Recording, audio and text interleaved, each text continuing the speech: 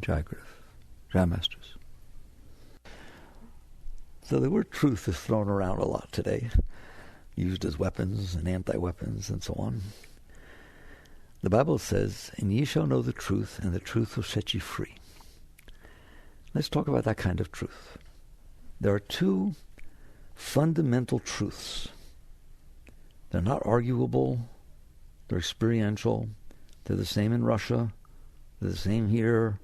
They're the same everywhere. They've always been the same.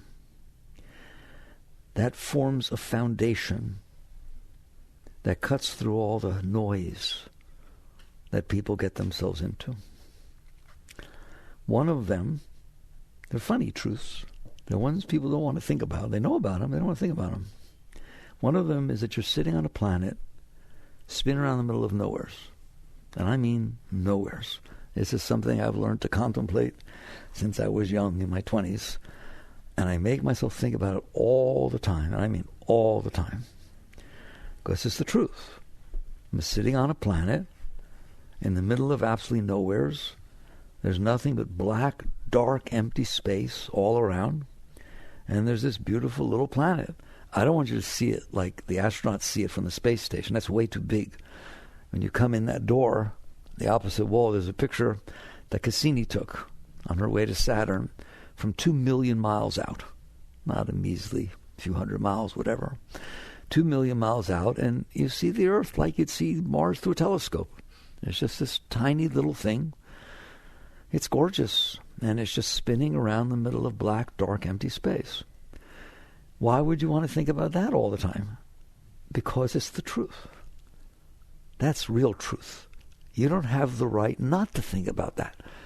If you're not paying attention to what represents 99.99999% of your universe, you're not paying attention. And that's why there's so much neurosis. That's why there's so much tension and so much anxiety. I did 30 years of prison work at the maximum security prisons, and I remember a young man telling me that he was locked in this cell for years and years and years, and what happens is your mind becomes very small, and if like your comb isn't exactly where you thought you left it, you get upset. And if your shoes aren't exactly the way you thought they were, it's like your world becomes really, really small. And what happens is you get upset about stupid little tiny things. It doesn't matter. Because your mind, you've permitted your mind to become fixated on a tiny, tiny, tiny part of the universe. Everybody's done that. Not people locked up in a cell. The mind of a human being doesn't look up. Some of them did. Einstein did. Some of them did. It's called universal thought, universal mind, as opposed to limited personal mind. The limited personal mind only thinks about the moments that are in front of it, or the moments that have been in front of it, or the moments that will be in front of it. That's as small as being locked in a cell. The moment that's in front of you is what part of the universe? It's so small, it's ridiculous. It's 0.000. We call it statistically insignificant. It's a meaningless thing that's in front of you. It has nothing to do with you. It has nothing to do with anything. It's just one part of the universe. If you look to the right, you see a different one. Look to the left, you see a different one. Run 10 feet, you'll see a different one. Go any place you go, there's a different one. Not just on Earth, everywhere. So these moments in the universe, and if you let your mind do it, and we do, it becomes fixated just because those are the moments that came in through your senses. Those are the only moments your mind knows about. And so it ignores the entire universe and says the moments that I've experienced matter. They don't matter. They don't matter. They're exactly the same as every other moment. If I moved you and put you into a different moment, you would say that one matters. I understand. Either it matters or it doesn't. Every single moment in the universe is the same as every other moment in the universe.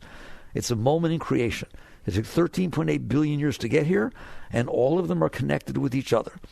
So you learn that in order to have a healthy and beautiful life, and you can, everyone can, you have to expand, I'm not going to say expand your consciousness, expand your thought realm so that it includes more than your personal little world, because your personal little world is nothing. So you start by realizing the truth that you are sitting on a planet spinning in the middle of nowheres. And I can't help myself, I like to put it in proportion. I like your mind too. What does that mean, spin in the middle of nowheres? The sun is 93 million miles away, your closest star. What's in between? Nothing. Nothing. I mean, it could be subatomic particles or gamma rays, but as far as you're concerned, nothing. There's nothing. Miami's 360 miles away. The sun's 93 million miles away. And there's nothing in between. Every once in a while, a blip of a planet might line up. Not usually. So what is in that realm? It is empty blackness. It is nothing. There's no color. There's no shape. There's no noise. There's no anything. It's just nothing. And you're on this planet where there's all these things going on. Then I like to stretch the realm of your mind. This is what science has taught us. Why don't we listen? That your next closest star to the sun is 4.5 light years away. Not 93 million miles. A term that most people can't think about. 4.5 light years. What does that mean? If you hold a beam of light above the earth and let it go for 1 second, it circumnavigates the globe 7.5 times. That's how fast it is. Go that speed for 4.5 years every second, and you will reach the next star. And there are 300 billion stars in your galaxy, and they are now saying that there are 2 to 3 trillion galaxies. Therefore, what is going on in your little spot is nothing. Wake up. You try to make it be something, but it is nothing. And if your mind wants to say, why would I want to think like that? Because it's the truth. How's that? I challenge you. It is the truth. And if you're not paying attention to the truth, you're living a lie. You're living a fictitious, made-up thing. That's what the mind ends up doing. Because if left to default, your mind will get sucked into your world. It will get sucked into just the moments that are in front of you. I use the analogy, the example of you're invited to Spielberg's house or Gates's house, gorgeous mansion everywhere, right? And they're having a party, there's music, there's actors and actresses, and oh my God, it's unbelievable. And you walk in, and you walk by a little room, just a little closet where they keep some stuff, and there's a little TV in there. And the subject matter on the TV is fascinating to you. It interests you so much that it catches your attention, and you walk in and sit down in front of this little, 15-inch flat screen. And what's going on is so fascinating that you spend your entire time watching the TV. Were you or were you not in Spielberg's house? Well, your body was, but you weren't. It was focused on this tiny little object. That is what's happening to human beings who live in this world. You're in a universe that goes on everywhere. It's so expansive, it's ridiculous. If the planet blew up and disappeared, I'm sorry, I don't want to frighten you. I don't have any inside information. But if the planet blew up and disappeared, it would make no difference. I'm sorry. It would make no difference. A couple of planets would change their orbit. Not much. Maybe your star would warble a drop. Nothing else would do anything for all 300 billion stars, for all trillions of galaxies. That's the universe. That's what I call the truth. That's my truth. I don't know about yours, all right, but that's the truth. And everybody agrees with it, but they won't pay attention to it. They don't make it be part of their everyday life. The everyday life is just focused on the TV screen that you happen to be interested in, which is nothing, which is just rounds to zero, the amount of the universe that you're paying attention to. So that's the first truth, is that you have dropped down somehow, none of my business. You got here. Did you take a spaceship? Look how long it takes to get to Mars. How'd you get to Earth? Someday you'll find out. But net result is you're sitting on a planet, spinning in the middle of nowheres, and there's all this stuff going on.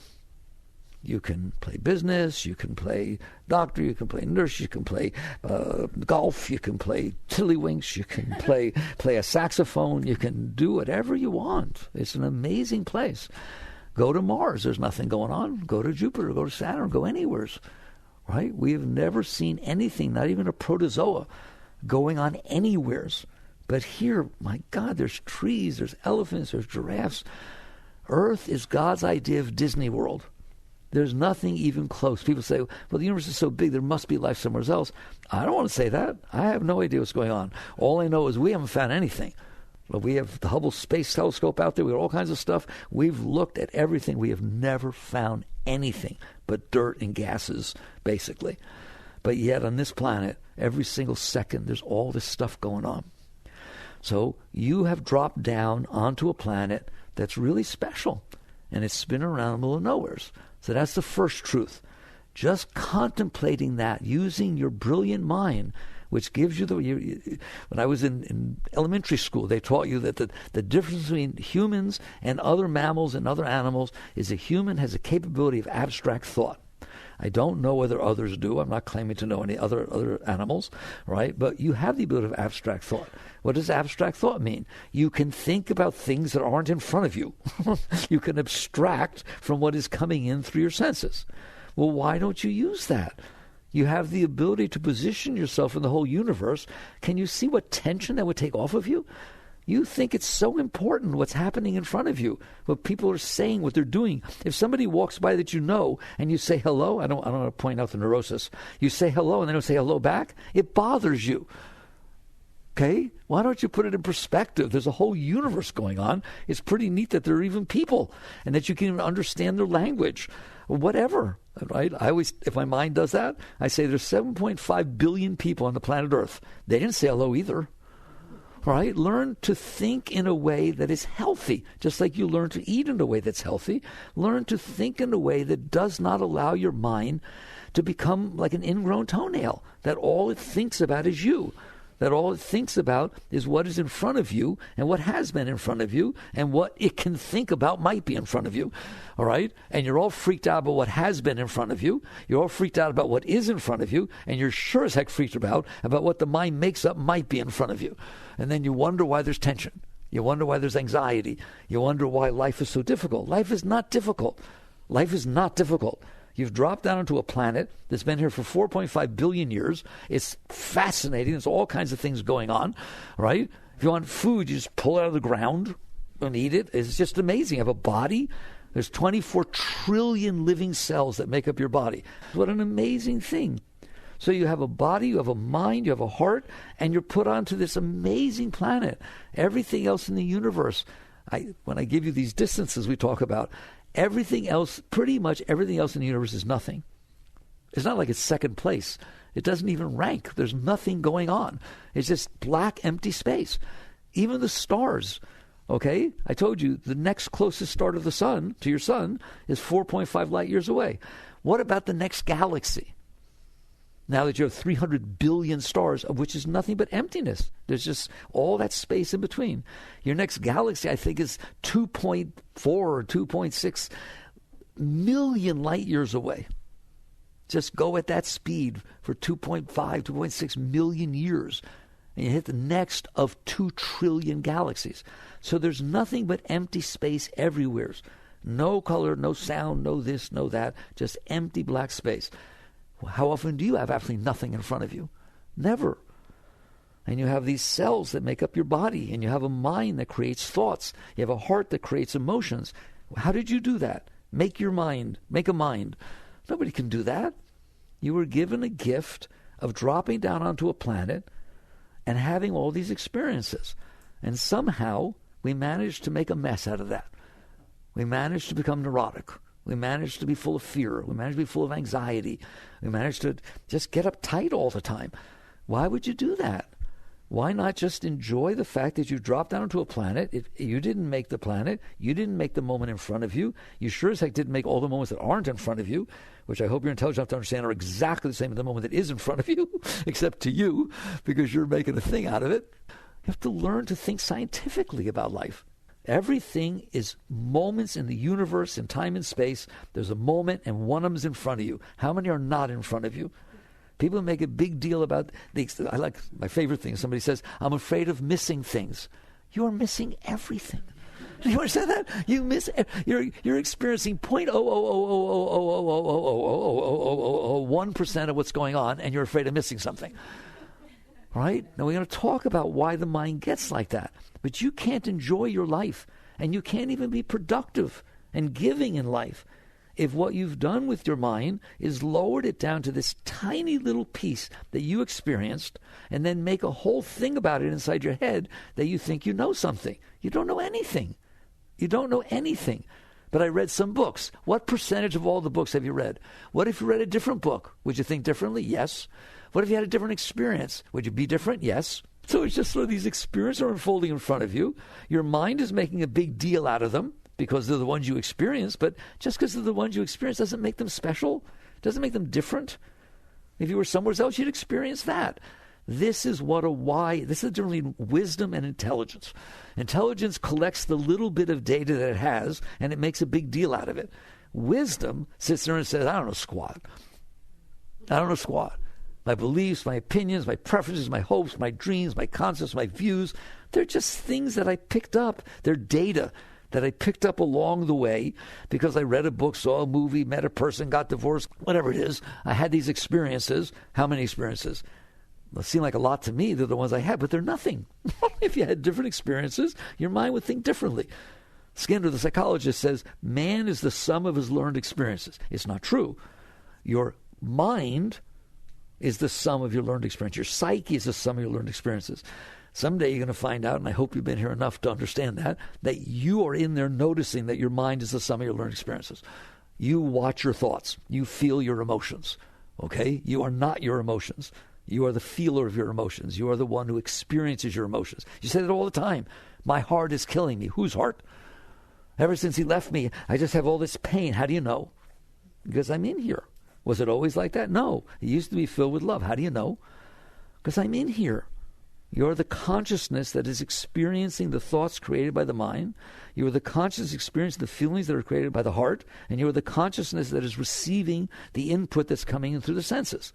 Fine. That's you. That's what they call the soul, the Atman, the essence, self. I don't know what you want to call it.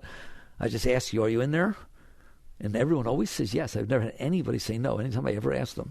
All right? So you are in there experiencing life on the planet Earth.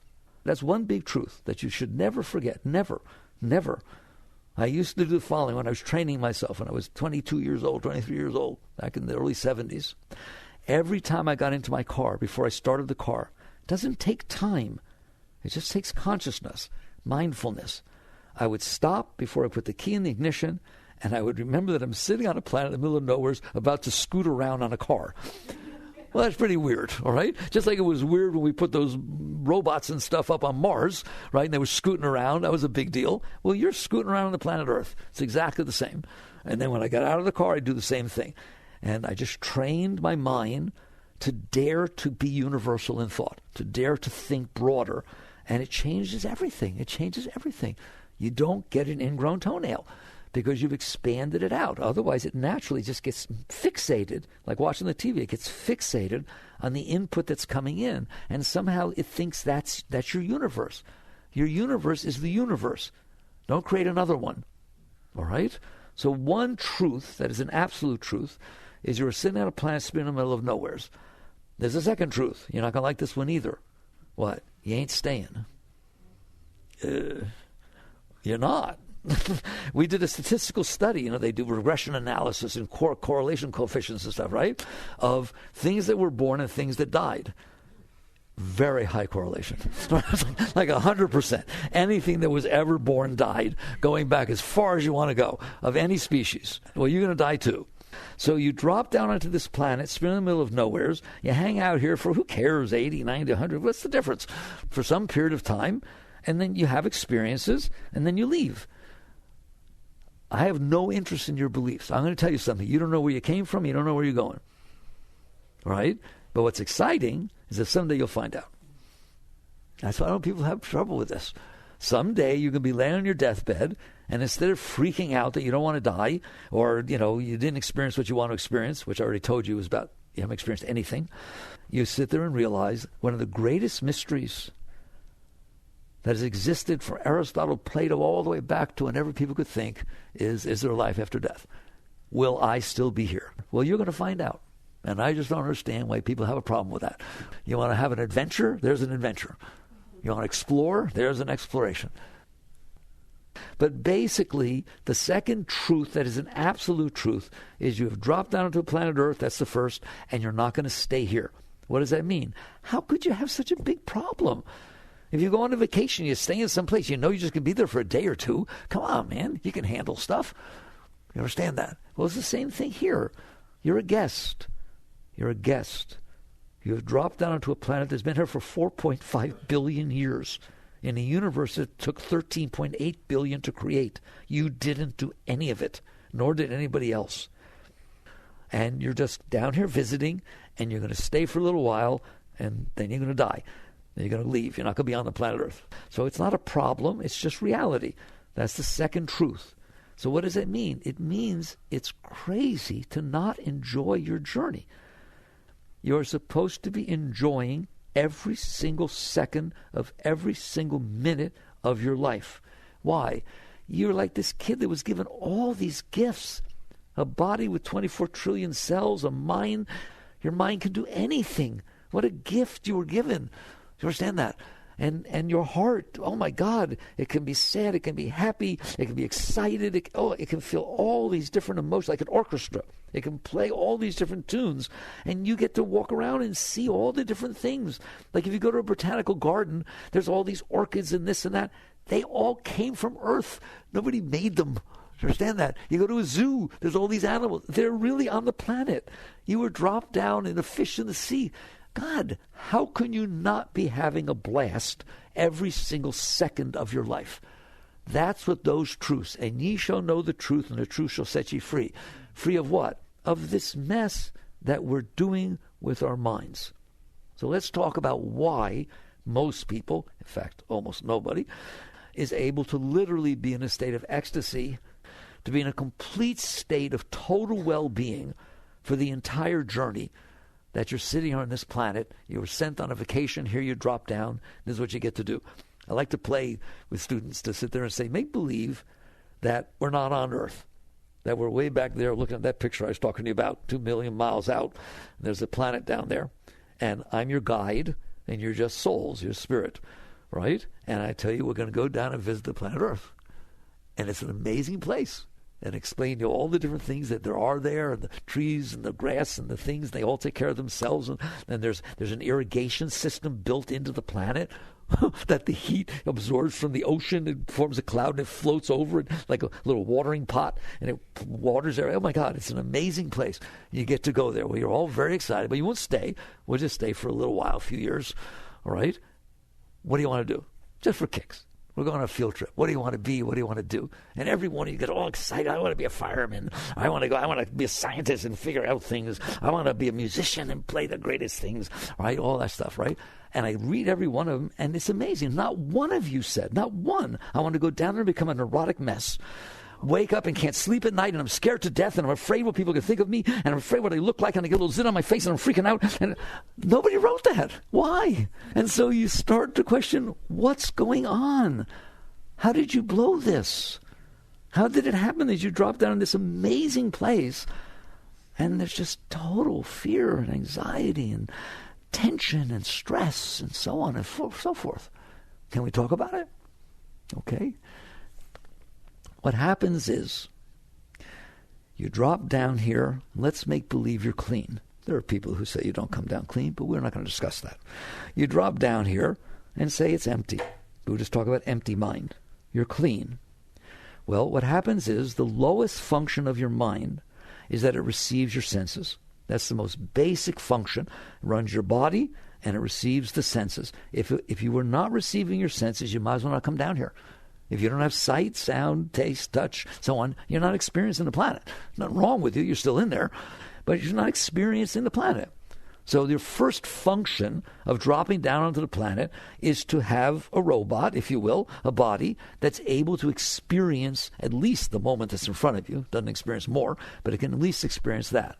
So that's what happens when you drop in, is you start experiencing what is coming in through your senses, and your mind receives this for you, and you experience it. You're like I always say, you're the end user. People say, should I call it the self, the Atman, the soul? No, the end user. You're the end user. You receive what's coming in through the eyes. You receive what's coming through the ears. You are back there being conscious of what is being sent in through your senses. But they are sensors, all right? And they come in and you receive them. What happens is everything in life has its nature. A rattlesnake is scary. Not because you said it was. It means to be. If you see a rattlesnake rattling and all coiled up, you don't have to know that it's dangerous. It's giving off vibrations that say danger. A butterfly doesn't do that. A butterfly is soft and loving or whatever, gentle. So when you experience these things, the physiology of them come in, so does their vibration. And you in there experience this. So you're going to feel some fear, some uncomfortableness because of the rattlesnake. It's natural. It's its nature. You're going to feel excitement, comfortable, whatever, pleasantness about the butterfly. These are natural things. And now here's where the fun starts. You in there don't like, depending upon the evolution of your being, you don't like the rattlesnake. I don't like the feeling that came in. And I don't want to have experienced that. Now you listen to me. The deepest thing I can ever teach you is right here. This is in truth the original sin. This is the fall from the garden. You'll see it someday if you go deep enough. Why? The event comes in, the rattlesnake crawled away. It's over. But it's not over for you. Why? Because you didn't like it. You did the funniest thing in the world. You kept it. You didn't like the experience. So you did what Freud called suppress, repress.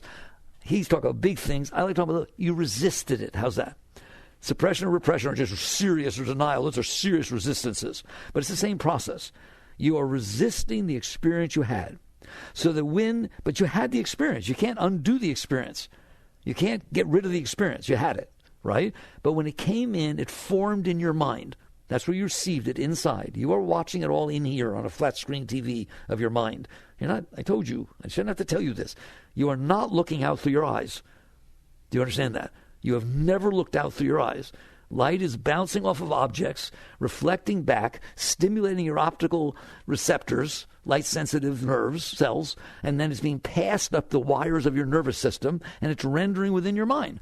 And you are literally looking at me in there. Do you know that? This is not yogic. This is science, right? That's the same with sound, the same with everything. You are in here, and your mind is so brilliant that it gives you a sense of depth perception, but you're just sitting in there watching TV. You're all couch potatoes. All right? You are sitting in there watching TV, a flat screen of the mind, okay? So it sends it in. Now the rattlesnake goes away, but the whole experience that came in, which would pass if you let it, everything passes. The white lines on the road pass, the trees pass, the people pass, the cars pass, the clouds pass. That's what it's doing. It's coming and it's going, just like watching TV. The scenes on the TV go away. Why? So that the next one can be there. But you didn't do that with that rattlesnake, did you? It came in, you weren't able to handle its vibration, so you resisted it. And by resisting it, you kept it. What does that mean? It means you saw the snake, it crawled away, and now all of a sudden something else is in front of you, but you don't see that something else is in front of you. All you see is the snake. But it's not there. All of a sudden there's a rope coiled up. You get all scared. You wouldn't have done that about the rope before you saw the snake. It shouldn't sound trite to you. This is what's going on. You held that inside your mind. Where? Inside your mind. You just build a little packet of the energy and left it there. Now your consciousness, the consciousness, the one who watches TV or doesn't, right, has a competition as to whether I'm going to receive what's coming through the senses or whether I'm going to pay attention to what is stuck inside my mind. It used to be you just experience reality. Here it is, coming and going. But now you let your mind become fixated on this packet of energy that you resisted. There's actually, Freud was not the first one to talk about this. In the ancient Puranas and Upanishads, the yogis called this a samskara. That is part of yogic philosophy from thousands of years ago. That is a samskara. Why would yogis know? Because they meditated. What did that mean? They noticed there was this junk inside their mind, right? And that they couldn't get out unless they let it go. And that was the whole process of meditation. That's why they locked themselves in caves to try and not take more stuff in. You don't have to. But remember, Newton said, I'm standing on the shoulder of giants and I see for miles. We can listen to what they found out. What they found out is there's some junk in there. And that junk is drawing my attention. And therefore, I'm stuck in here. I'm stuck watching the TV. Do I have to be stuck? Well, it's kind of nice to know you don't. It's kind of nice to know that's what it's all about, right? Is you do not have to be stuck watching the TV of what you stuck inside your mind. But if you don't work on it, you're going to be stuck. Why? There's a reason you kept the rattlesnake in there. If it was neutral, it would have made it right through. You kept it in there because you're not comfortable with it. So every time you resist something and don't let reality win, this is the experience I had. Now it's gone. Here's the next experience. Here's the next experience. I am learning from every experience I'm having. I'm enjoying my experience on the planet Earth. I'm having all these experiences. I'm becoming a greater being because I'm having these experiences. There are no good experiences or bad experiences. They're just experiences. A person that had a relationship that lasted their entire life for 50 years, they were married to the same person, it lasted the whole time, and then there's another person that got married, and after 3 years they got divorced. Who's better off? The person who had a relationship that lasted their whole life didn't get to experience what it was like to go through a divorce and love somebody, and then all of a sudden there's all this garbage going on, and then you have to recover from that, all right? And the person who went through the short marriage didn't have the experience of having the long term. So nobody's better off. Every single experience you have is evolutionary to you. You have experiences and you become better because of that. You grow. You become a greater being because you had an experience. No one will say that to you. There's no experience that life can bring you that is not to your benefit if you are willing to learn from it, grow from it, expand from it. That's just what's going on, all right? But you're not. And so you push away things that are not comfortable to you. If you push them away, they stay inside of you. They run your life. If you stop pushing them away, there's just the experience of life. But we don't do that. We naturally, instinctually push them away. And when we push them away, they keep coming back up. And so now during the day, not just at night, I call them daymares instead of nightmares, is this stuff comes up and then it talks all the time. And you have insight, well, what if I did that? Oh my God, I can't believe I said that. That was so stupid. Yes or no? All right. And next thing you know, you're full of this garbage going on inside your mind that makes it so you can't enjoy your life. How could you possibly enjoy your life with all that stuff going on? You're driving down the road, having a good time, experiencing something, and somebody's driving in front of you slower than you want to go. You look to see if you can pass. You can't pass. You're stuck behind this person. How are you doing? You should be doing wonderful. It's just, you scoot around the planet Earth in a little car, and there's a car in front of you driving 10 miles an hour below the speed limit. Believe me, in a few blocks they'll turn off, but that's not what goes on. Come on, buddy, didn't you see the speed limit? The thing, well, using a blinker. What's wrong with these people? They must have no place to go. And you realize you're driving yourself crazy. How could you possibly enjoy your life? Yes, there are moments you enjoy. Which ones? The ones that fit your stuff. You suppressed all this stuff, and all of a sudden you heard, we just passed a law that they're going to get rid of all rattlesnakes within 100 miles of where you live. I'm having a good day. How about you? Unless I happen to be a reptile collector and a student of reptiles, and now I lose my master's degree. It's just whatever you have stored inside your mind, if the moment that's unfolding in front of you matches it, yes, I agree, you feel good. But if it doesn't match it, you either feel bad or don't feel good. And of course, the moments in front of you are not going to match. It's the most important thing I would ever teach you. The moments in front of you that happen to be the result of all the forces that cause them to be the way they are. You're the tiniest little input that possibly could exist. You understand that? You're not in charge of the weather. You're not in charge of the 24 trillion cells in everybody else's body. You're not in charge of what happened to everybody else throughout their life. There are a lot of variables. So the moment unfolding in front of you is not going to match what you want. I hope you've noticed that by now. All right? There's not a reason in the world that would match what you want. You made up what you want based on this garbage that you stored from your past experiences. Either you didn't like your past experience, so you made up, I don't want it to happen, or you really didn't talk about this part. Those are negative some scars, and now there's positive some scars. What does that mean? An event happened that you really, really liked. You clung to it. What do you mean? You kept it inside your mind because you wanted to. The other one you kept inside your mind because you didn't want to experience it. So you tried to push it away. This one you hold on to.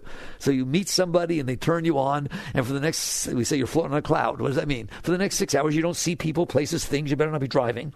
You're not out here experiencing reality. So what you have built inside your mind, the data you held inside your mind, are the experiences that you didn't want to have, and they keep trying to come back up. You keep having to push them away or rationalize them or do something. You're busy in there. And then the experiences you did want to have, which by the way aren't that many, right, that felt really good, and you held those in there, but now they ruin your life. Why? Because you want them to happen again. So now you can't experience reality. I saw the cutest little puppy when I was little, right? I keep trying to find it again. I want a dog, but he's not anything like that dog.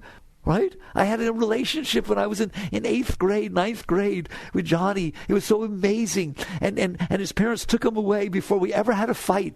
It was just, and I'm keep looking for Johnny. Even on going on the web, I look for him, all right? On Facebook and stuff. Whoa. And we consider this normal behavior, do we? All right? What happened to all the other people you met? What happened to all the other experiences that are unfolding in front of you? They weren't Johnny. Do you see that? That's why yogis teach you the great teachings that these samskaras are a problem. They're not a solution. If you store things inside your head that you don't like, you've just stored reasons for fear. I'm now afraid I'll see a snake. I'm afraid I'll get divorced. You can't get married again. Why? I might get divorced. There are people that their parents got divorced when they were little, and it was so hard for them that they refused to get married because they don't want their children to go through what they went through. I hope that didn't sound rational. Okay? But you know darn well I'm not stretching it. All right? So you end up unable to enjoy your life because you stored all this garbage in here. So you're either trying to avoid what made you feel bad before, or you're trying to cling to or find again that which felt good. And now you end up building a model inside your head saying, this is who I am. Well, obviously it's not who you are. You're the one who built the model. Okay? You're the one who's experiencing what's going on inside your head.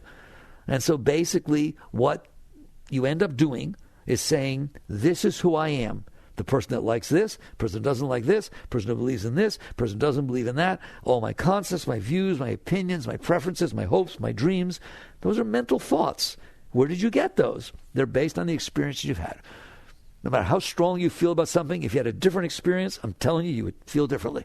You're madly in love with somebody, you think they're your soulmate, it's so perfect. Somebody walks up to you and tells you something about that person you didn't know, they ain't your soulmate anymore. Until you find out it was April Fool's Day and they were kidding you. You're saying that that's how quick it can change, right or wrong. And we live with this. That's crazy. So instead, you take a look at this and you say, my life is now limited to getting what I want and avoiding what I don't want. But that means I have to be at war with life. I thought I'm going to come down here and have fun. I thought I'm going to have a good time and enjoy my experience, right? No, because I'm only okay if the moment unfolding in front of me, including the weather and everything else, and the driver in front of me, and what somebody says to me or doesn't say, everything has to match this model I built inside my head of how I want it to be and how I don't want it to be. If something even starts to happen that smells like it might turn into something I don't want to be, I'm not okay. Well, then you're not going to be okay. You're going to have serious problems in there, and you won't know what it's like to be free. Yoga, we talk about liberation, freedom. It doesn't mean freedom from life. It means freedom to experience life. It means freedom from yourself, freedom from this mess. And that becomes the entire spiritual path, is instead of devoting your life to your mess, that you limited your experiences to they have to be the way I want them to. I agree. If things unfold the way you want them to be, you get happy. Why? Because you're not closing yourself. You're willing to open yourself to the experience. What if you were open to life? Those are the teachings. What if you appreciated that you dropped down onto the nicest planet there was, and everything that happened is an experience, and you wake up in the morning and say, I'm back. I wonder what's going to happen. It doesn't mean you don't go to work. It doesn't mean you don't do the best you can, but you don't go to work in order to make everything be the way you want it to be so you can be okay. That's called taking, not giving. You don't go to work because you're scared of failure and you have to do something to make sure that people accept you. You go to work because it's fun, whatever your work is. You go to work because you're filled with love, filled with excitement, filled with gratitude to be alive, and this is the job, the chore that was given to you. It's your part of the universe's work. Right? Everything in the universe is in balance, it has harmony, it has things to do. You have this to do. And it doesn't matter what it is. If you're picking up garbage, if you're doing operations, it doesn't make any difference. It's all the same. You are sitting there expressing the beauty and love that is inside of you that you came down with. You're open, you're clear. If you're sweeping the floor, you do the best job you possibly can sweeping the floor, and you're totally satisfied. And if you swept that floor every single day, you would be excited to go back and do it the next day. That's a healthy being. But instead, we're listening to this garbage we built inside of our head. There's nothing wrong with your mind. Yoga is not against your mind. Yoga worships your mind. It's brilliant. You have a great mind. You have a great mind. It took the earth and flew to the moon. It's like what it did. It took darkness and made it light. It's nice, comfortable temperature in here. You have a great mind. But to do this with your mind, that personal garbage, that everything has to be the way I want it to be for me to be okay, that is the definition of ego. Everything is about me. We don't like to think we're egotistical. We're way past. People who are extreme egotistical, we say, oh, he's egotistical. The truth of the matter is you think that what's happening in front of you has something to do with you. It's hilarious, right? There's something going on everywhere, it's all over the universe. It has nothing to do with you. You're just here experiencing the moment in front of you. Good. Enjoy it. Help it. Work with it. Raise it. But don't be neurotic about it. Don't sit there and say, that moment in front of me better be the way I decided it needed to be for me to be okay, or I'm going to get upset. All right? A yogi, a truly spiritual person, looks out at the world and says, wow, I can't even believe you're there. I can't believe you're there. It's hilarious, right? There was nothing after the Big Bang but gases, thick clouds of hydrogen gas. Nobody touched them, and they made themselves into you. How can you not be blown away? How can you not think of that, right? How can you not say thank you in awe? You start with awe. You start with, wow, look what it made. God made, science made, I don't care. You didn't do it. It's pretty awesome, isn't it? Okay? So you sit there and you look at it, and your starting position is acceptance, respect, honor. This is the day the Lord hath made. This is the day the science forces, right? There's 4 fundamental forces. Go study the Standard Model, right? Just 4 forces. You don't have to be a physicist. Electromagnetism, gravity, strong nuclear, and weak nuclear. Give me those forces and some quark, leptons, and bosons, and I'll build a universe. That's what your scientists have told you. Those 4 forces are exactly the right charge in relationship to each other. That if you leave them alone for 13.8 billion years, this is what shows up. How can you not be blown away?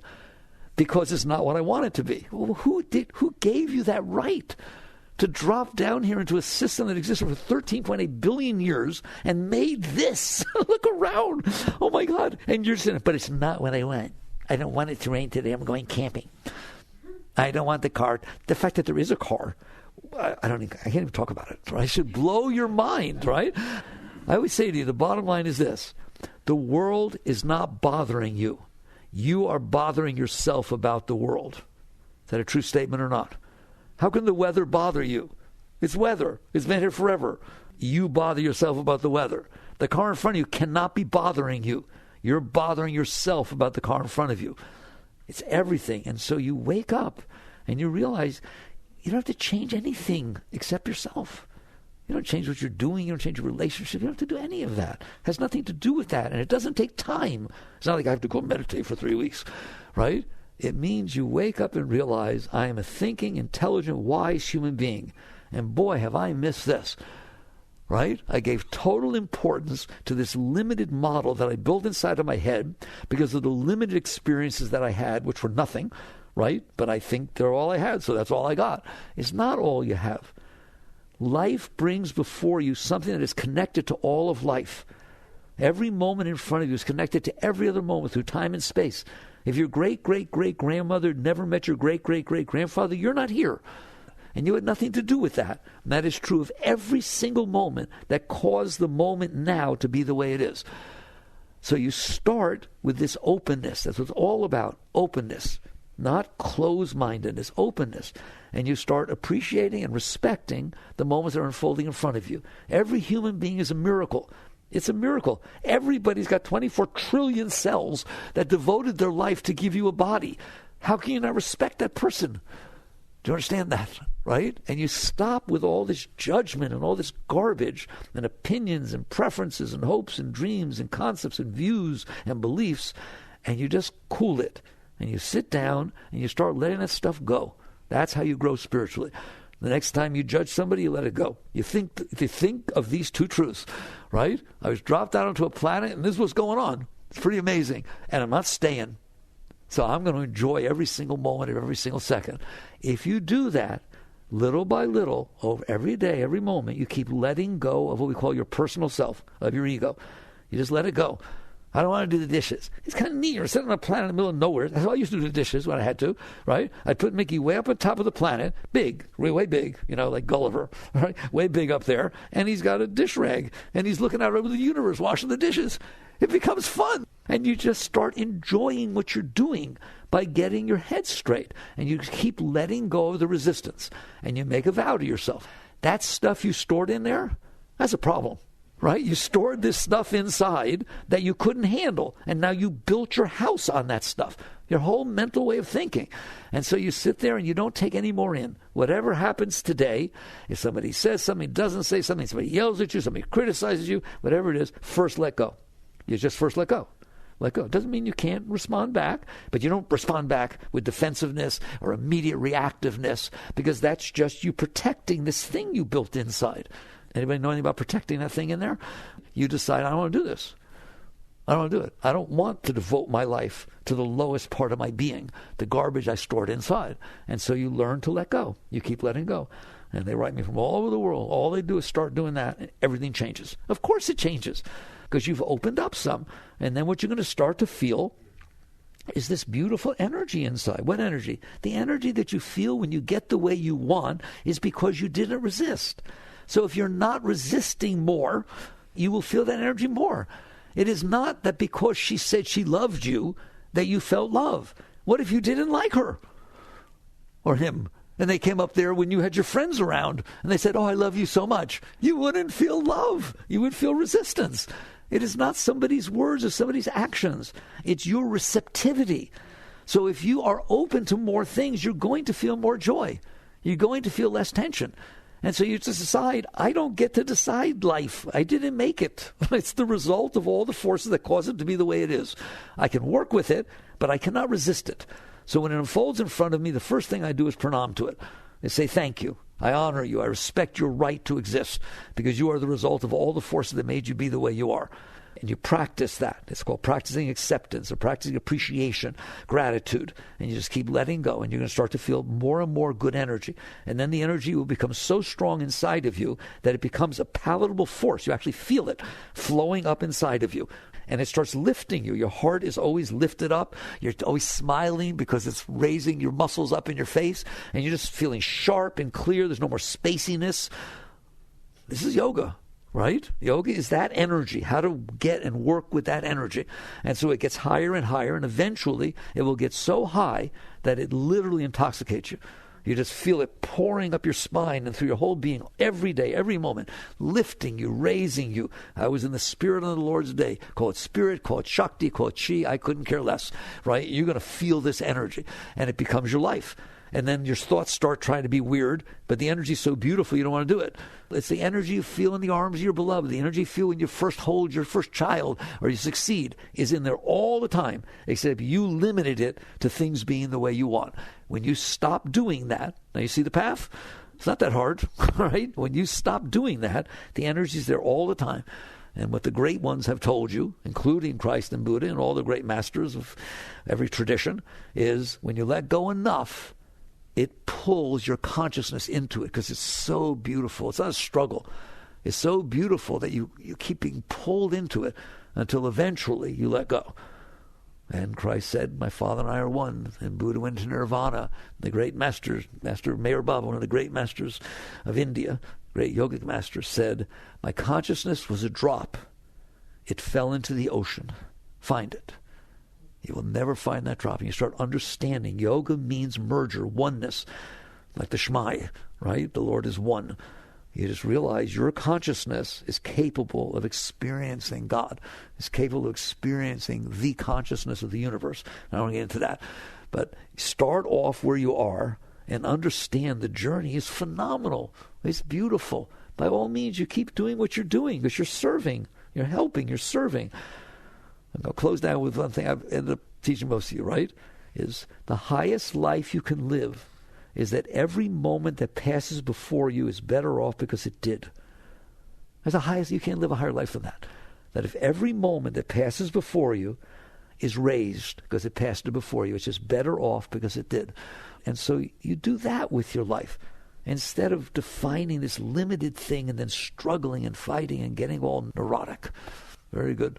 So focus on those two truths I told you, all right? You're sitting on a planet in the middle of nowheres, and you ain't staying here. Now, you should remember on a regular basis to check back, what am I doing with my life based on those two truths? Jagrative.